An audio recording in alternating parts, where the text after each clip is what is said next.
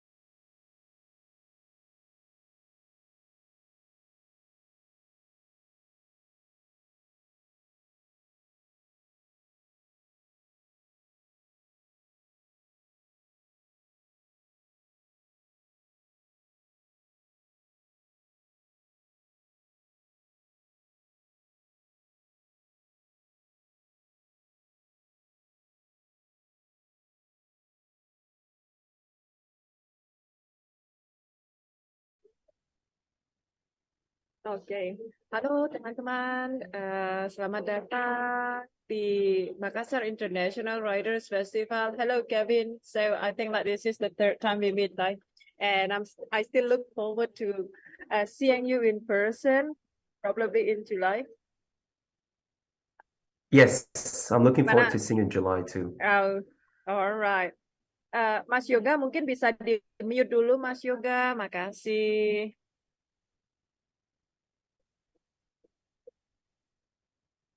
Okay. Hang on a second. It seems like Rumata hasn't danced. Okay.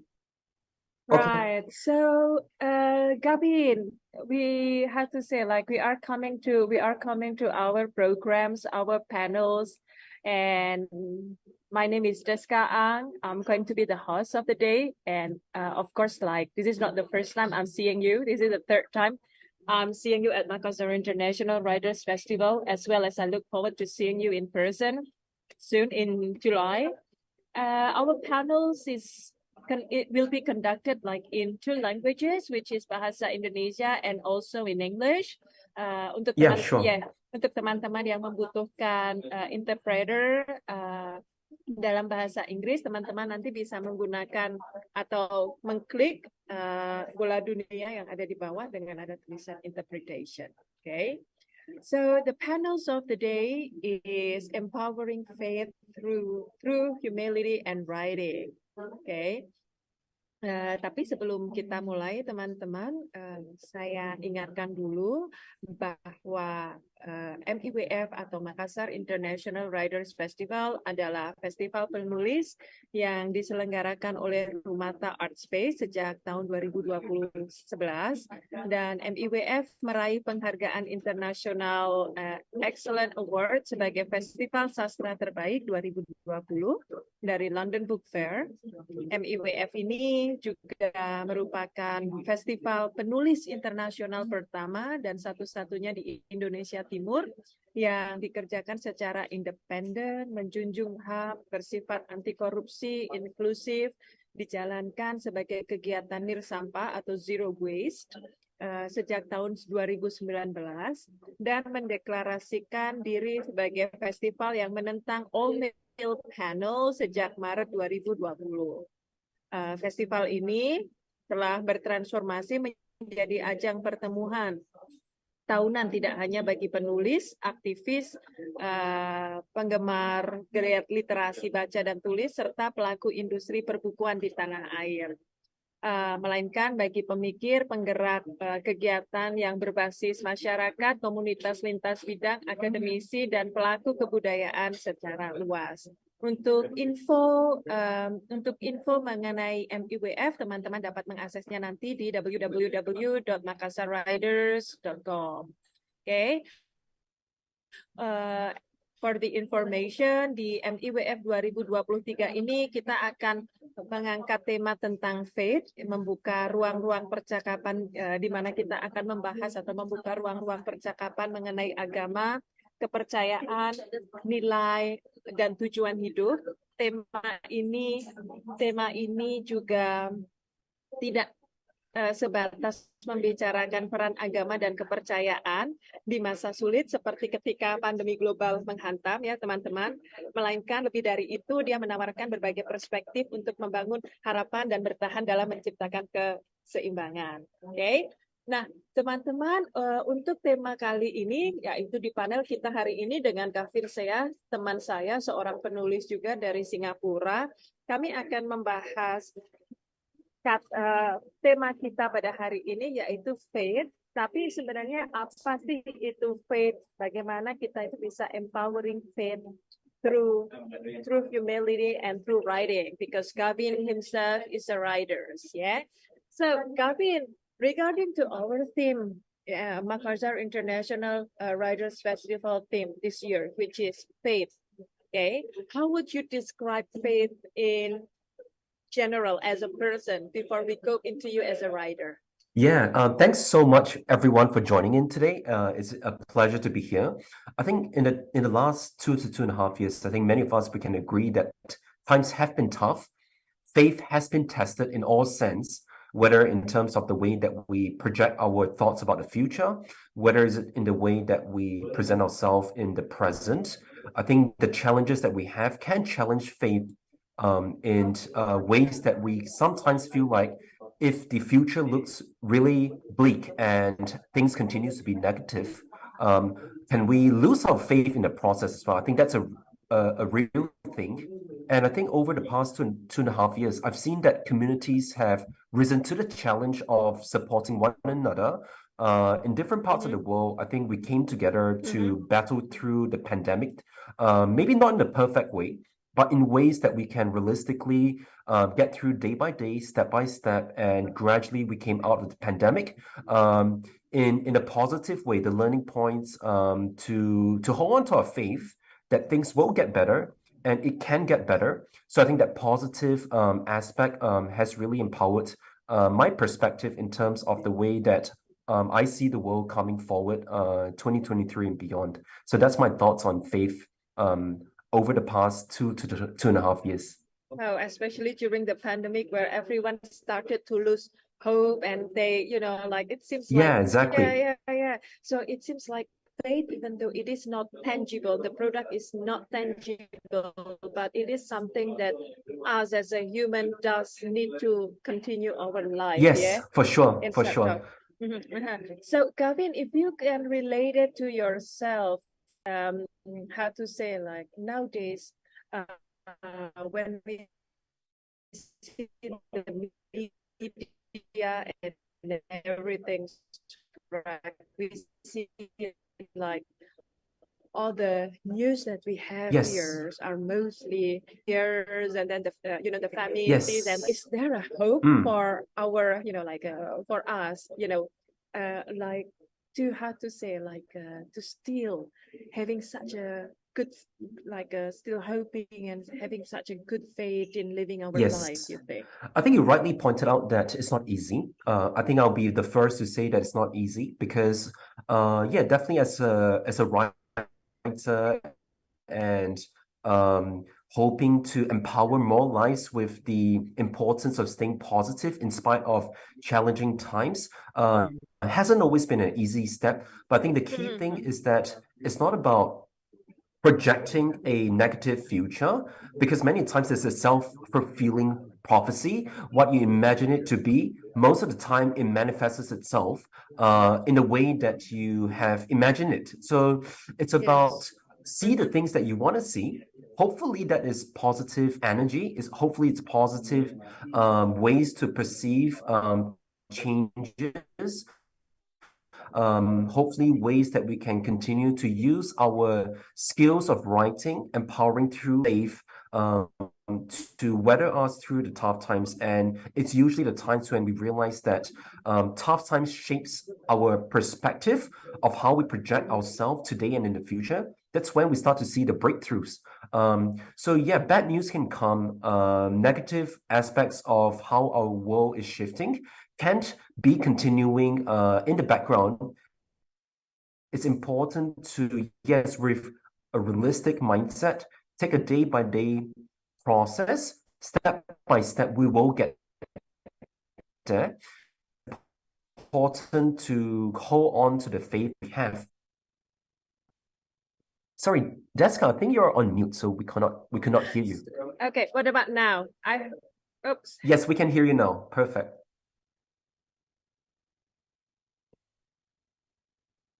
Sorry, I think you went back on mute, so we could not hear you again.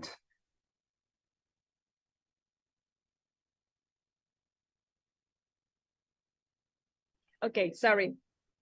So, All good. so Gavin, do you think so what you wanted to say is that every one of us should have such a good faith towards something because like the good faith or like the good hopes that we're putting in will always manifest us in such a good ways. Yes, I Yeah. believe so. Do you think it is If such a we, bit cliche, like for somebody? I mean, like for instance, I'm a sarcastic myself, so I was thinking yeah, like, shall we go that and everything and everything and everything. yeah, I think having faith in a positive mindset, it definitely takes time to nurture. I think one of the ways that I have empowered myself through positive faith for the future is not to project myself in what do I want to see 5 years from now. I think what I'm hoping to see is the growth that I've made week by week, month by month, year by year. So it's the gradual steps of seeing how I have come through challenging setbacks. It's the same thing that applies to someone who's living in a difficult situation. I think the key thing is not to let the setbacks hold you back, but with faith, get through the difficult steps day to day, the negative thoughts that comes up. Does this negative thought make me a better person? If it isn't, what should I start to focus myself on? So that positive faith starts to build up its momentum. It's almost like positive habits that builds up over time. And that becomes like your momentum gained. It's like your stamina for looking at life in a positive way. And then the faith builds up. And then you have a hopeful future for tomorrow. So I think one of the key things starts also not on having that pessimism. It's about gratitude that builds for a positive present today, only so that you can bounce back for tomorrow. So I think that's the way that your perspectives can start to shape as you start to take things gradually, slowly, start to realize that where are you exactly going to go if you continue on a negative pathway, yeah, so to speak. This is one interesting statement when you are talking about gratitude. Like, Yes. like it is quite a little bit difficult for us to feel or to express our gratitude, especially when we are at the lowest point of our life, right?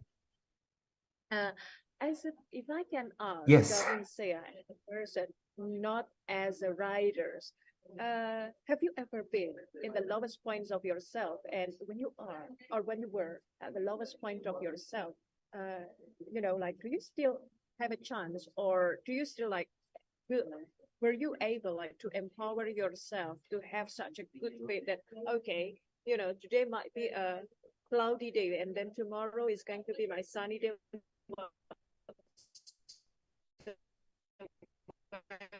whatever it is. Yeah, it goes straight to revisiting some of my difficult times when I was going through hardships and challenges. I think when I was growing up, what I used to see was that troubles of life felt like the bottom of my pit. It's almost like sinking sand. I felt like I just want the world to just swallow me, so I never feel that same pain. And when I had successes, it felt like Mount Everest. I want to scale to that level, and I want to stay there. But what I came to realize later on in my life is that gratitude is a process of progress. I stopped seeing my problems as insurmountable, that I feel like I want the problems to go away, only so as not to feel the pain. I realized that pain and setbacks are part of the process of finding gratitude, because in the good times, you're grateful for that. In the bad times, you've seen the growth and how far you have come. So I've started to see over the course of the last 5 to 7 years that ups and downs will come. But the sooner that you see that ups and downs are like a straight road, not a Mount Everest to a sinking sand valleys of life, you don't make that distinction. You see it as equal, step by step, process by process, situations and setbacks will come. And I start to see that process is progress. In itself, that is a journey. Is that expectation of good and bad encompassing your perspective. So I'm grateful either way, because I need the tough times to be more resilient. I need the good times to find that gratitude for the people that have helped me to get to where I'm at today. So over time, I've realized that that is the destination, that process of life, the journey that I've made, the ups and downs that I face. I think that can encourage many of us, because I think it's about starting to see that ups and downs are equally important to find balance in our life, to find faith and hope of the future, and find peace in the present. I think that's that synergy that I found to have really helped me. Mm, mm, mm. That is very interesting too, huh? Because especially when you are saying like, oh yeah, during our peak season, it is sometimes, sometimes it is hard like to express our gratitude on everything because of the euphoria and everything. But then Yes. for sure, yeah. But then when you are at the lowest point of your life, it is also hard to express your gratitude somehow, Gav, for Yes, most very people, true. because like you are at the lowest point of yourself, or you wanted just to get out of that. So it's might be Yes. quite yeah. But it is very interesting point that you make here, that no matter what, show your express your gratitude, find a way like to express your gratitude, or find a way like to continue to move on and living. Yes, very true. Yeah. So, Gav, but then, that kind of illusion, especially of faith, or of, like the false hope that we often see in the era of the social Mm, media right now, like yes. like when I see, like, for instance, when I see Gavin Shah, okay, a writer living between Melbourne and Singapore and, some other part of the world, Yes. CEO and everything. So I often think like, okay, he's the one with a problem, Yep. right? I understand where you're coming And from. Yes. everything, yeah. So everything about you just looks so perfect and everything. Well, I think like, it might not be it. First, but like you have the lowest point of yourself too. I know that I Mm. have already asked you about like how you bounce back and everything, but during your lowest moment, in order like to keep your faith flaming, or like living in a good faith, what do you know, what do you normally do? Yeah, very, very good question. So I don't have it all together. Um, Life gives me different challenges. Maybe not everything is plays a part in painting. Sometimes a persona that we have it all together, because we are most of the time presenting our best self. But of course, I think I have my own fair share of struggles during the pandemic, before the pandemic as well. I think in my lowest time, it was recognizing and going back to the roots of where I've came from. Mm-hmm. I think along the way, of course, things will change. You'll meet different people, perspectives will change. You would have maybe gain more insights into how to lead a better life, a more balanced perspective. But I think the one key thing are supporting your journey in understanding faith comes through live experiences of the people closest to you.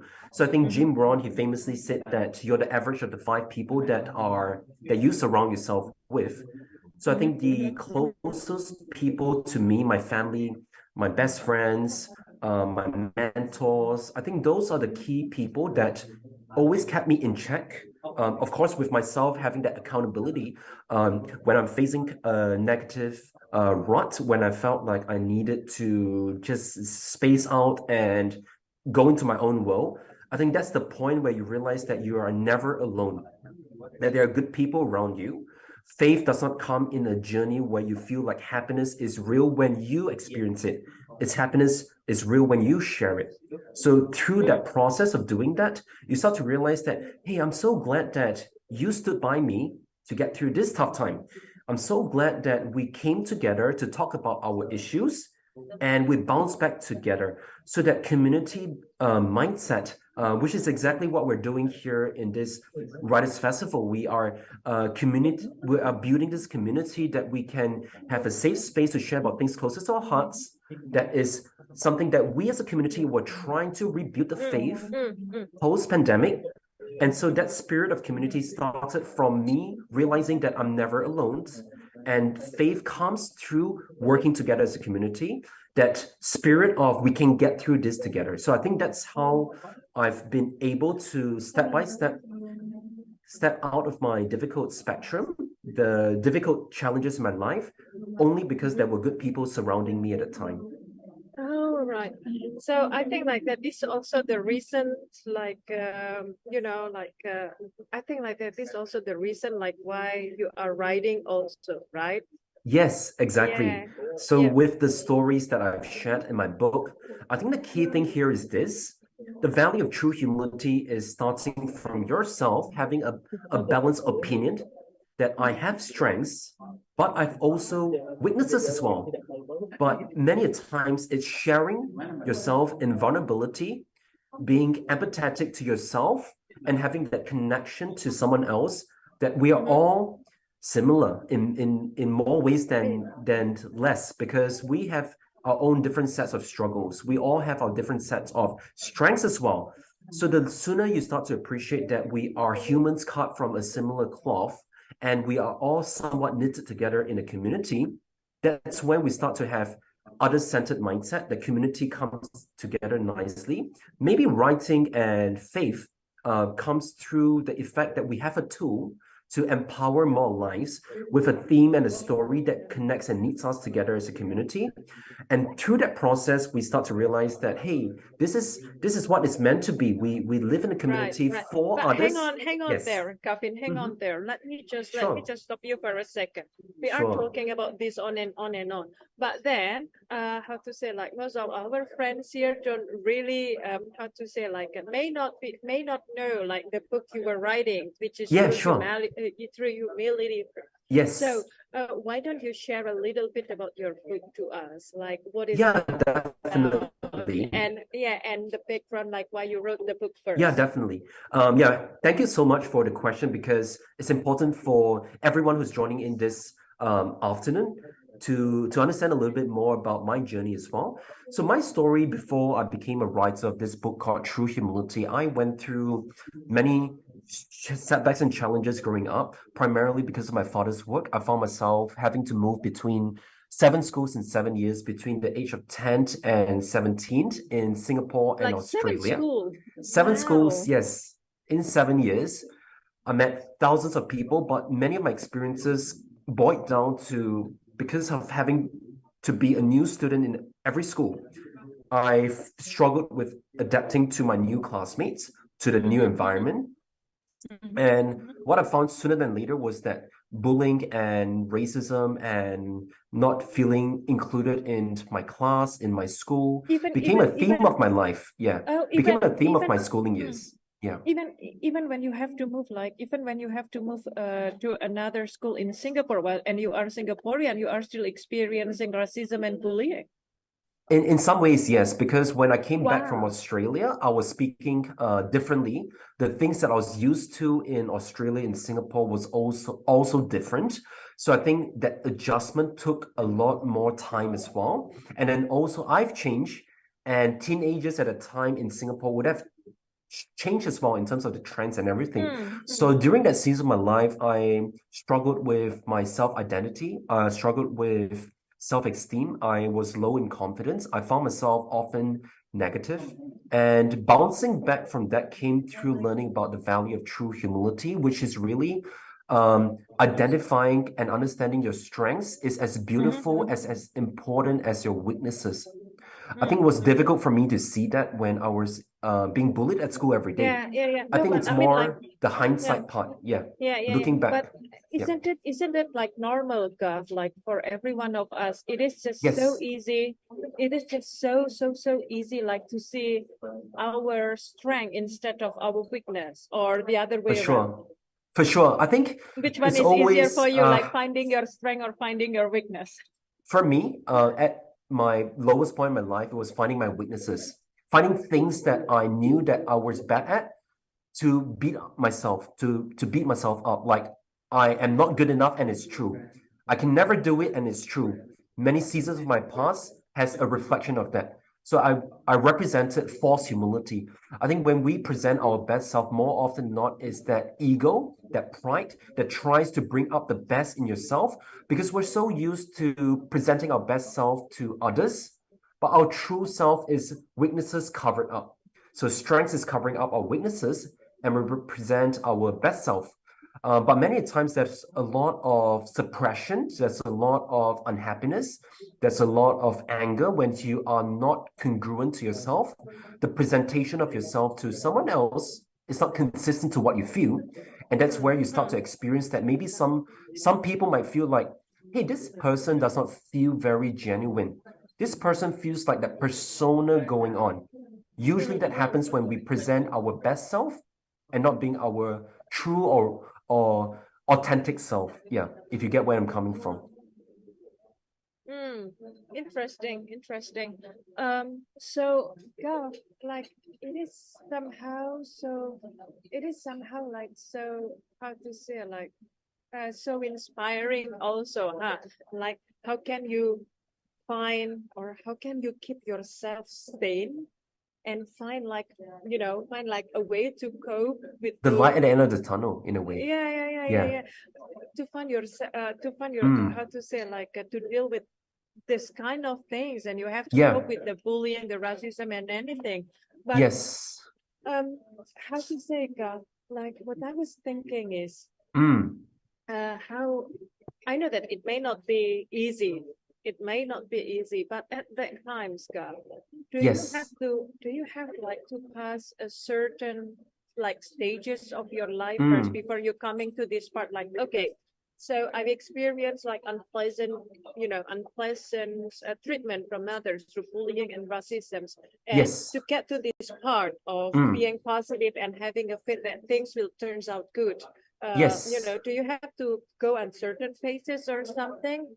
Yeah, I think I was in a very difficult place between the age of 17 to 21. I think those were my I would say my four darkest years in a way, because I was still trying to figure out where exactly life is heading towards. My identity was not yet really clear to me in terms of a positive trajectory, a positive direction. I didn't know how to get there as well. I think one of the things that I believe in is that get through the season of your challenges by any means necessary, but hopefully the by any means necessary is supported by good people, people that you trust, people that you count on, people that you can be accountable to, pointing you to a direction. Because many times, I think when we are in the lowest place, we are completely aware that we are in our weaknesses. But at the same time, someone else can be your support to reflect your strengths when you cannot see it.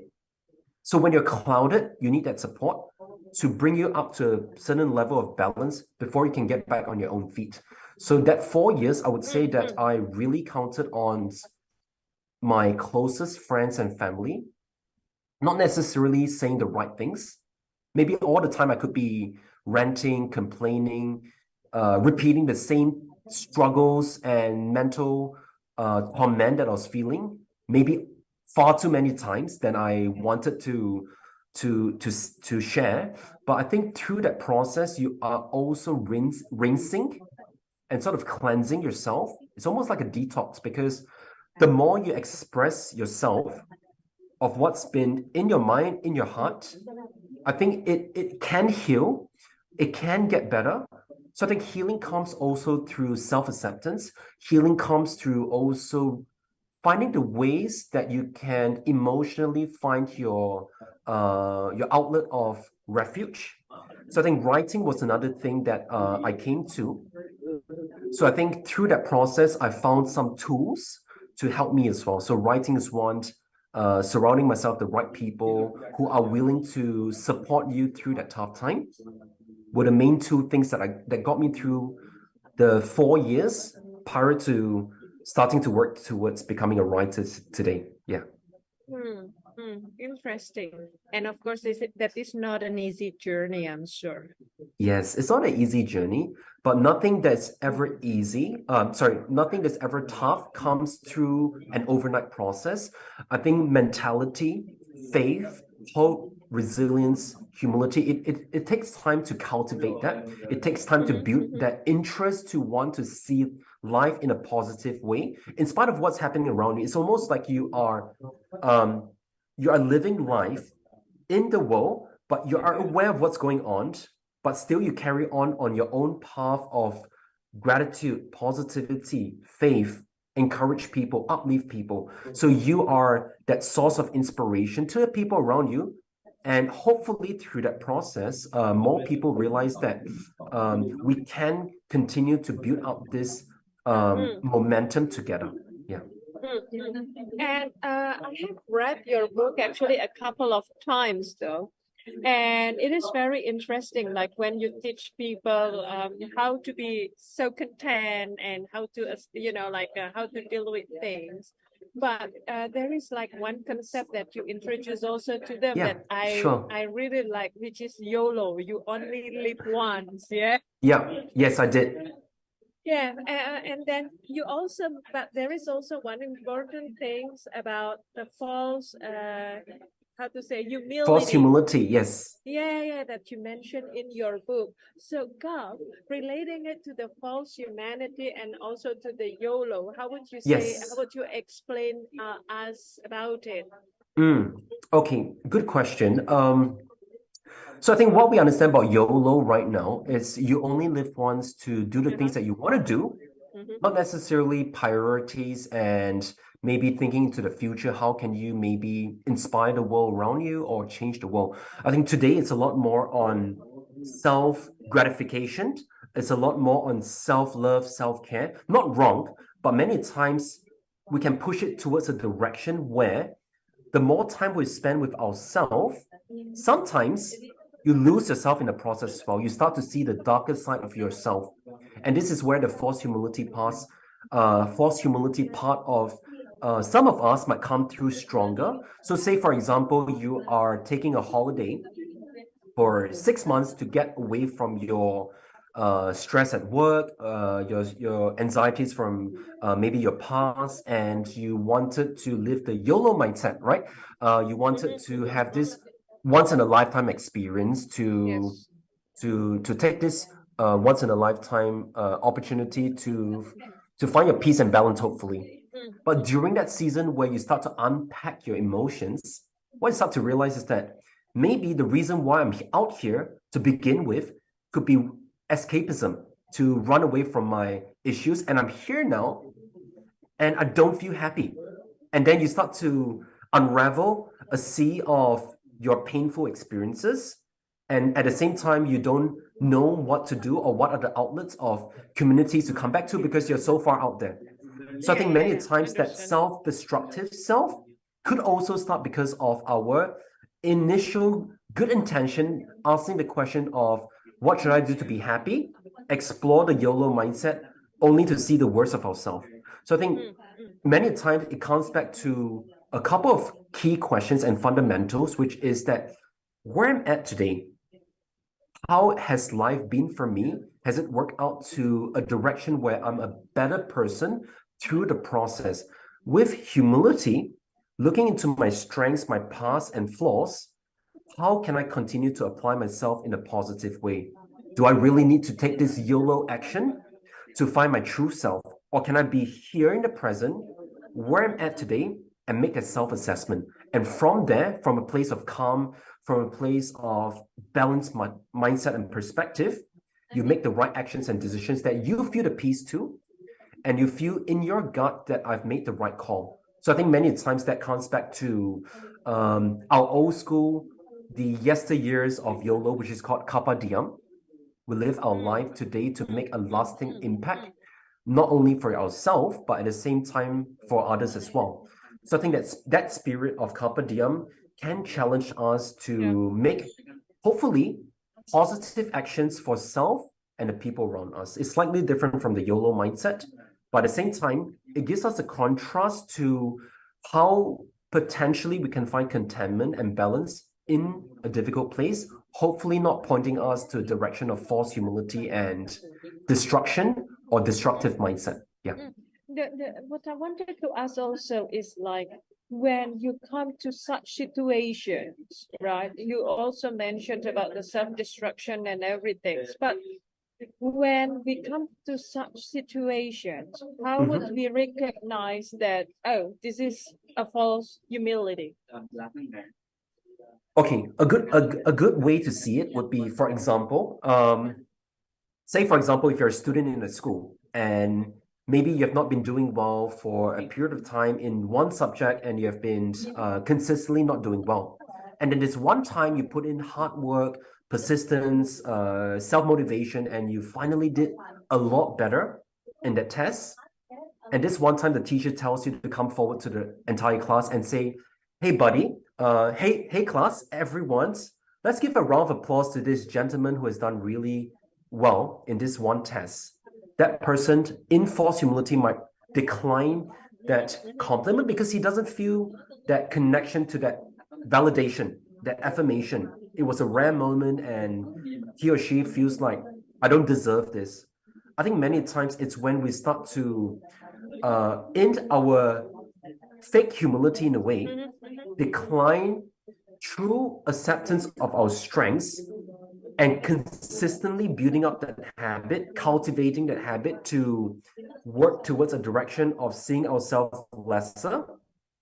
Eventually, you step into the persona of false humility, and later on, living out the characteristics of covering up your strengths, hiding away from affirmations, declining praises and compliments. Even when you deserve it, you feel like you don't deserve it. Yeah. So that's how eventually that starts to build a self-destructive negative mindset, and you repeat it almost like a broken radio on loop. Yeah. Yeah. Ooh, very interesting. And you also suggest them like to practice suggest your readers like to practice like true humility and focus on it, right? Yes, Wow, yes. it is very. It's so difficult in our modern society with the influx of peer pressure from the media to always be our best self. I think true humility currently is almost like take a step back and you see the world with a global perspective. You see everyone in who they are, where they come from, their strengths, their weakness, and whatnot, and you accept that, you accept it all. And at the same time, in your own identity, you are fully aware of your strengths and weaknesses. And when you step into your workplace, when you step into your school, into your communities, your families and friends, you're not afraid to say that I am in the worst place, but it will get better. I am not good enough right now, but things can change. It might not be grass is greener on this side today, but tomorrow the grass can grow. So it's almost like we start to embody our strengths and weaknesses through conversations, through dialogues, through our writing, through the way that we live our life, and over time, that's how we find that true humility. Lovely, lovely, and very inspiring. But Thank you. yeah, so like from this perspective, Noga, we can also see that how to say, like Yes. how important it is, like to share our experience and let others also to hear about it, so we can empower them. But Yes. now let me ask you this one. As a writer, do you think like like if you can relate it to the literature that we have nowadays, Yes. whether it is fiction or not, do you Yes. think like it, like um, the real experience of the reality? That's a good question. So I think Stephen King, he once said that if you're writing to impress, many times it turns into affectation. You're writing to make someone like your work. In the process of that, do you think as a writer, your work can truly empower your readers? I think it's hard. So Stephen King, he says that let go of that fear of writing for affectation, but write it with a goal in mind to empower your readers with your true, authentic story. So I think that's also my perspective as a writer. I think it's not about writing the perfect English. It's not about writing the perfect prose or fictional characters that has a good build up to finally have a perfect ending or an ending that intrigues the reader to maybe continue to want to read the next book. I think the key thing is that you're writing because with a goal in mind that at a snapshot in whichever page that my reader turns to, he or she can find meaning in that writing. So I think through that process, then writing becomes both a healing process if you're writing from a nonfiction perspective. From a fiction perspective, is to inspire the characters to come alive, to really connect with my readers. I think that's what empowers both the reader and the writer in both different types of genres. Yeah. Lovely, lovely. So Gavin, as a writer, writes to impress people or to inspire people then? Well, I think you have my answer on that. I think it's Definitely really to write inspiring to people. hopefully to inspire more people. Yes. Writing to impress has been something that I have not really stepped into that mindset before, mainly because I think writing my book took a lot out of me as well. Basically, I had to overcome the fear of prejudice and judgment as well. Imagine myself today Sure. openly talking about my bullying experiences. I think it's not easy And the to do racism that. as well and The everything. racism as well. It takes courage, but at the same time, it's not just about courage. It's about, have I accepted this piece of my past that can be a force for good? Can my pains be someone else's growth? Can my challenges be an inspiration to how to bounce back? So eventually, it has become a tool to inspire, not a tool to impress. Yeah. Interesting. So, Gav, if we can also have to say like if we can relate it to the nowadays, like situation, Yes. we see a lot of motivators.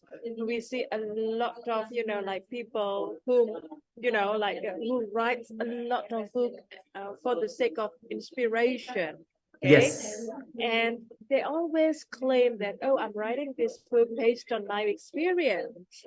So what makes Gavin as a writer with true humility different than those writers that we often, talk about outside? Because, like sometimes I am quite a little bit skeptical when it comes to the motivational writers or, Yeah, like sure. those consider, like giving inspirational writers, because Yes. like if because like you can claim that it comes from your real experience, but then if I have to ask you like, oh, would you like if you have to suffer again at a Yes. certain point, would you be able to do that whatsoever it is, or would you still be able to, do the things that you have written in your book? Yeah. So what It's a makes very you interesting different than question. those Yes. than those writers? Yeah. I understand where your question is Mm. coming from a broader global Mm. perspective. There are a couple of reasons. I think one is that there's a bandwagon right now going on to talk about live experiences, and it's difficult to really compare whose experiences is more painful than someone else's experience, whose story is more worth listening to versus this experience.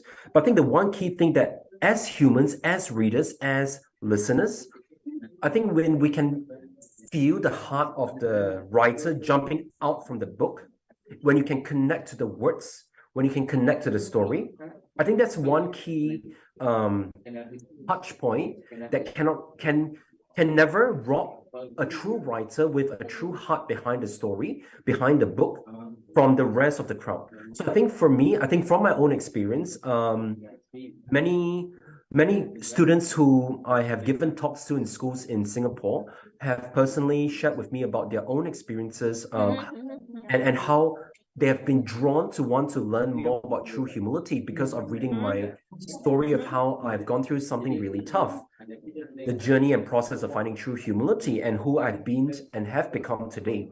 So I think that is what makes me stand out. I'm not chasing status, I'm not chasing awards. Even if I do get them, I'm thankful for them. But I think that spirit of true humility, that sense of calling, that sense of I believe I can do something good with my book, with my story. If it helps someone, great. If it helps more people, great. But at the end of the day, it's about really focus on making the world a better place. And if I'm able to do that and spread and sow the seeds for our communities, to me, that is satisfaction and fulfillment. Yeah. Interesting. One, just, out of curiosity, Gavin, like, I know that you have written this book, and it's been published like years ago, but and you've been dealing, like you've been helping people, empowering them, through the difficult times and everything through your, by sharing your experience. Yes. But then, like after being a writer, you got your own stage where you are able like to share those motivational words and everything. Yes. Have you still Indeed. experienced the bullying or the racism or the skepticism from people? Every day. I think the process of being in this part of work of inspiring more lives, you will always have skeptics. You would always have your fair share of people that will be critical of the topic that you focus on. I think the key thing that keeps me going is not to be afraid of them. In fact, I welcome critiques. I welcome people that are opposed to learning more about true humility. Because put it this way, it's been decades since someone has vocalized on the topic of specifically on true humility. I think some might say that this topic is old school. Some might say that it's a bit traditional or conservative. But if you really think about it, true humility that is applied in the modern sense is finding a balanced, equated perspective of yourself and towards others. And if you can recognize that perspective, you realize that it makes the world a better place. So I think it's about over time believing and having faith. It comes back to the whole theme of today, which is empowering faith, is that have faith that even your critics and your naysayers who might not be opening the doors to allow the message of true humility to impact their small community yet, but who's to say that they will not do that in the future? So it's about, as time goes, I believe that more people would be receptive to the importance of being humble, to see how that empowers us in our personal well-being over time, fostering a more harmonious, balanced community. So that's how I deal with my current setbacks and my fair share of, I wouldn't say bullying.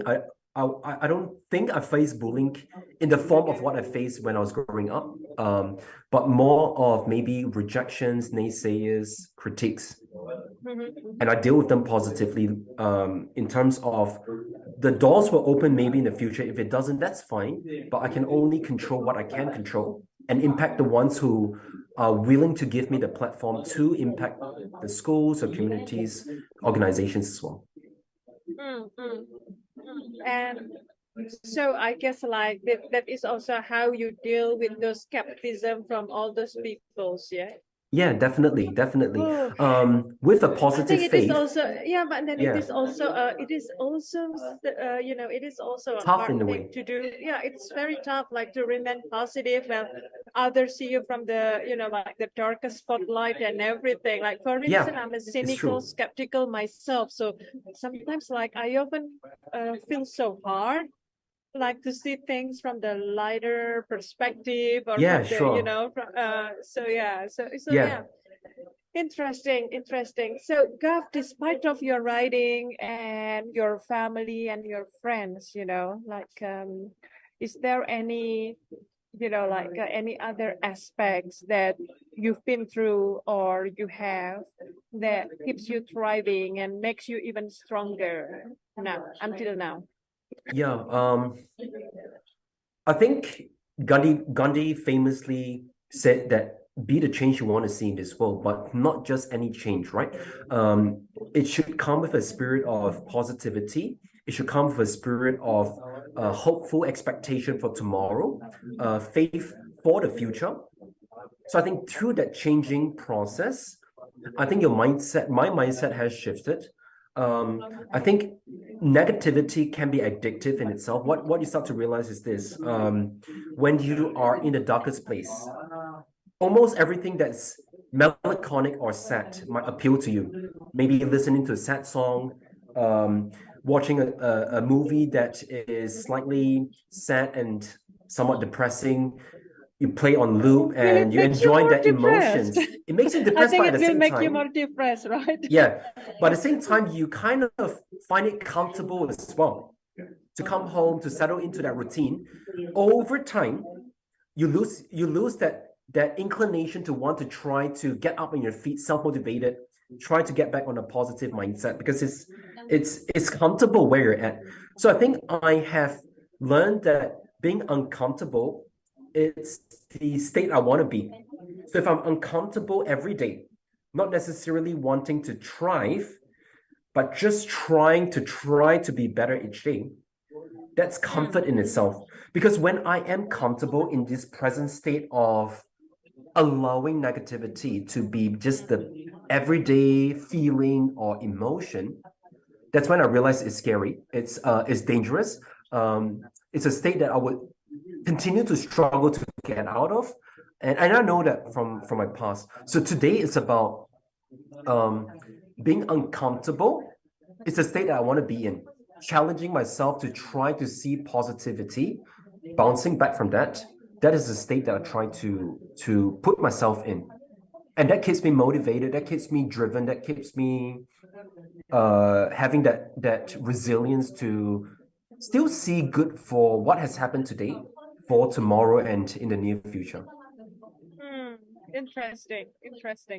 Well, Gav, I have to say, like, I have like all my students listening to the show. They are here with me because I put them on a, I put this show, how to say, like, I put this forum, this panel on a speaker where I call Yes, them. yes, Yeah. Because we have like such limited, like internet connection there. So this is like the easiest way instead of them going to the Zoom. So Gav, I know like you've been dealing with the true humility and everything.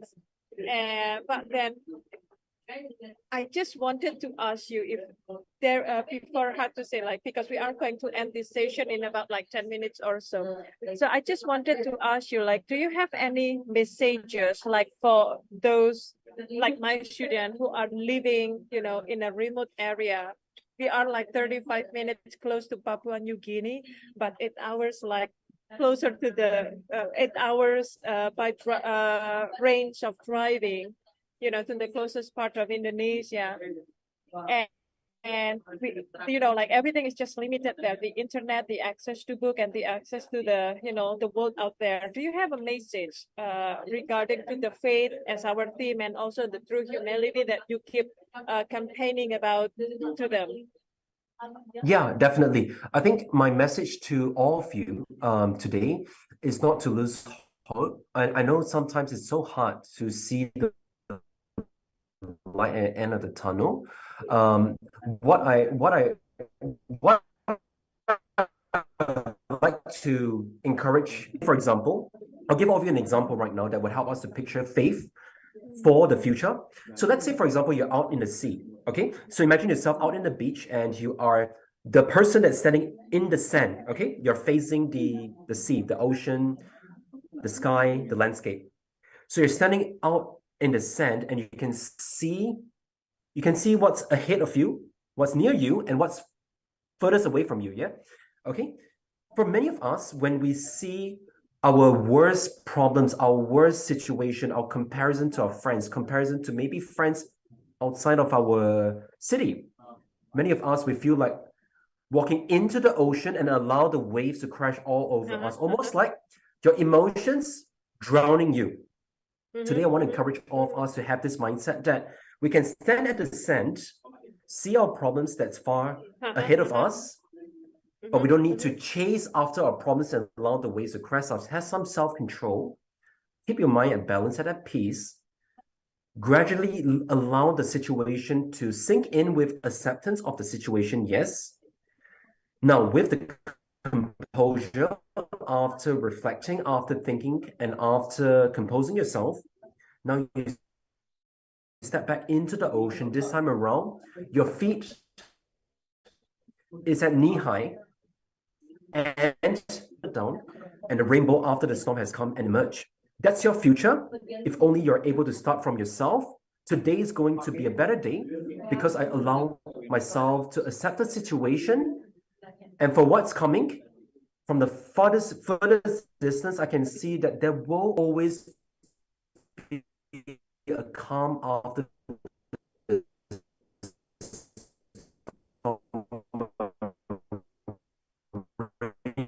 through the process of life, we will see our situation simmer down. And it's important to not allow the waves to crash over us. Take a step back in every given situation and gradually walk yourself into the ocean. But this time around, the water is at knee high. So I hope that has encouraged us to learn to see how to empower ourselves with a hopeful expectation of faith of what's coming ahead for us. There is also, one of my students, there are some students texting me, yeah, and asking me like, saya lakukan untuk terus berpikiran positif atau terus mempunyai harapan yang baru, like what should I do to keep my mind positive and to go on with the you know, like to still have such a new hope or faith whatsoever. One of them is like that. Thanks for the question. I would answer it in this way. Okay. So when your negative thoughts comes through every day, it feels depressing at times, right? It feels like, when would this ever end? The question I want to challenge you to think about is this. Whenever you have a thought, I'm not good enough, today is really, really horrible, I don't think I can do this. Ask yourself, is this thought making me a better person? I think naturally, with this rhetoric question, most of the time, you would then have this self-response that it is actually not making me feel better at all. Not today, not tomorrow for sure. And it's not helping me to get to my past with acceptance. Bouncing back starts with, I know this thought is not helping me to be a better person. Now, today, what can I do to challenge myself to be a better person? Naturally, the first step is I just want to have better feelings. I just want to have a better tomorrow. And then the situation will present itself. But the key thing is to start with your thoughts, and the actions and habits will follow. But it starts with having positive thoughts, changing that first step process, and gradually things will get better. Interesting. Interesting. Something that I'm going to definitely forward to my students, and I'm sure like they are listening to you now. Yeah. So, Thank you. Mm. Gav, before we wrap our discussion, basically what you are going to say is like to have such a good positive tone. So whatever happens to you might be good, might be bad, but it is your choice, like to pick whether you want to remain positive or you want to react negatively, right? Yes, By indeed. yes, by reacting positively. Mm. So by reacting positively, meaning like it is you are going to be driven somehow to the positive ways, yeah? Yes, that's right. Mm. That's my message, that even when you are in the lowest place, just know that setbacks will come. It's not about running away from it. It's not about accepting that this is reality and it will always be like that. It's about having that positive expectation that good will happen. It will balance out. I think, funny enough, life works out in this way. The good times, the bad times, the setbacks, the acceptance, it all will eventually even out itself. So the sooner you realize that ups and downs are equally important for you to find balance, I think eventually you will stay positive through that process. I know it's not easy, but that's one of the ways to see it. Interesting. So, Gav, like before we wrap up our session, yeah, because we still have some other session after this, is there Yeah, any sure. message? Is there any message that you want to convey to all of us as your readers? Yeah, sure. Yeah. My message to leave with regarding to all of us, yeah. regarding to the true humility and also to the theme to faith. Yes. I think building faith encourages us to draw on the value of humility. It's about being humble to realize that I might not know everything. I might not know what to do in a difficult situation, but I will have the courage to ask, to speak, to seek help. I will have the personal resilience to draw on how far I've come, and I will apply myself in ways that I can't positively. So today I want to encourage us to realize that empowering faith starts with baby steps. Empowering faith starts with writing when we need to find our own peace and self-reflection. And coming towards a place of positive vision for tomorrow starts with to be the true humility, positive change you want to see in your world. So that's my last message for today. Oh, thank you, Gavin. But then for those who wanted to see Gavin again, we are going to have a post-event session with Gavin, after MEWF and after the MEWF session. So for the date and also for the team, we are going to let you know very soon. It's going to come as a surprise, but then you are definitely going to see Gavin again in our panels. Yeah. So I hope you don't get bored, huh, Gav, while we keep inviting you here and then to give your talk and to deliver your messages here. Yeah, definitely. I'm excited to have all of you in the post festival event. Okay, so Gav, let me just wrap up before we finish our discussion, and let me say it in Bahasa Indonesia in order to spread our message clearly. Yeah, sure. So teman-teman, terima kasih sudah joining acara kita dan kita juga berterima kasih. Thank you so much, Gavin and team, for coming here and delivering the message. Yeah. Basically, di sini kita belajar tidak hanya pentingnya mempunyai positive mind that will guide you ke positive things and to have such a good things, tapi kita juga belajar kayak bagaimana kita ini bisa dealing dengan apapun yang datang ke hidup kita, mau itu positif, mau itu negatif. Remain positive because the positivity will guide and a good faith will guide you to the right direction. Okay. Thank you so much, Gavin and team, for having for coming to our panels. Thank you so much as well. Dan teman-teman, excuse me, dan teman-teman, sebelum kita menutup acara kita hari ini, saya untuk menginformasikan mengenai program selanjutnya. Untuk program selanjutnya, teman-teman nanti bisa bisa berkunjung ke Fort Rotterdam ya, karena di sana ada Makassar International Writers Festival. Jadi teman-teman bisa berkunjung mulai jam 10 sampai dengan jam 21 waktu Indonesia Timur, tentunya setiap hari dari tanggal 8 kemarin sampai tanggal 11 Juni 2023. Selain pada panel program tersebut juga ada program khusus menarik lainnya seperti diskusi dengan komunitas buku, bagaimana membuat festival yang ramah lingkungan, pembacaan puisi dan karya setiap sore sambil menikmati a cup of poetry, serta panggung malam yang berisikan pertunjukan musik akustik. Jadi teman-teman nanti tidak hanya ada acara literasi di sana, tapi juga ada acara hiburan dengan musik di sana. Nah, beberapa diskusi juga direkam dan akan diupload, serta teman-teman nanti bisa melihatnya di YouTube Rumata Art Space, seperti yang saya dan Gavin lakukan sekarang, because Gavin and I are limited, we are living in two different worlds, two different continents at the moment. Tapi thanks God, thanks heavens that we are able to meet again over the Zoom calls. Jadi Yes, teman-teman, definitely. teman-teman bisa juga mendapatkan informasi mengenai program dan highlight-highlight yang ada di Makassar International Writers Festival ini melalui Instagram @makassarwriters atau Twitter @makassarwriters, dan juga website www.makassarwritersfestival. I would like to say thank you again to Gavin and also to team that comes here and willing to share also, like your experience to us. It is very inspiring, such powerful messages that I'm sure we will never forget. And to all of you, do not forget that we are going to have Gavin again in our host event of Makassar International Writers Festival. Okay? Terima kasih juga kepada teman-teman dari MIWF dan juga kepada penerjemah bahasa isyarat dan juga interpreter yang telah membantu selama acara ini berlangsung. Terima kasih, and we can interrupt the session at the moment. Thank you, Gavin. I look forward to seeing you again either in person or in other discussions. Yeah, that for sure, very soon. Definitely. Thank you Okay, so terima much. And kasih.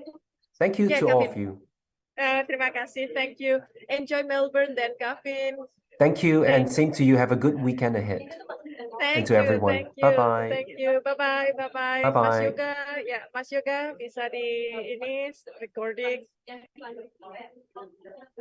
Oke. Mas Yoga.